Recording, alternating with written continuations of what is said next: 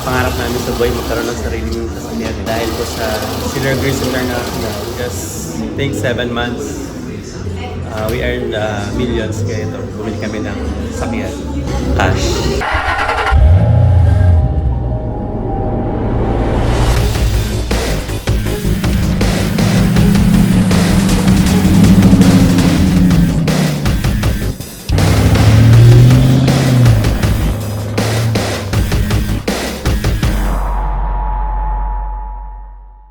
Hi guys! Nandito tayo ngayon sa Ford Calamba. Ilabas na natin ngayon yung ating unang car achiever sa Sinner Greens. Ito na po siya, oh.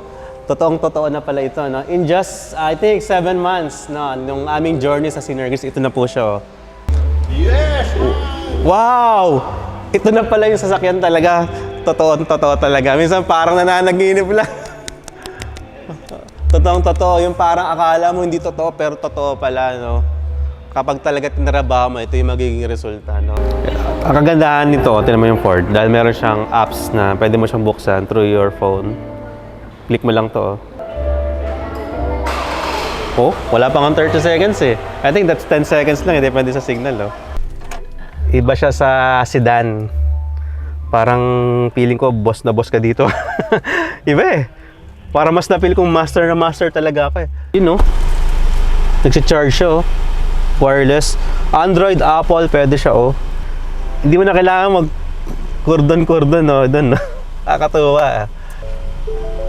Iba siya, oh. 360 view, oh. Hindi po hulugan. Cash po yan. Ito po yun. Damn, look at that, they broke the mold.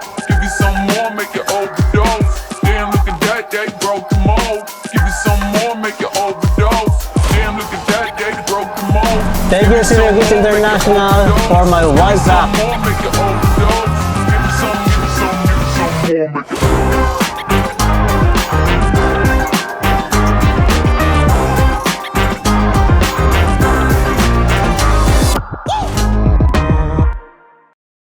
Sa Sinner Greens, guys, kaya pala, pwede ka rin pala talaga maglabas sa sasakyan kahit taon-taon. Kung gusto mo talaga ang sasakyan, taon-taon, pwede ka maglabas.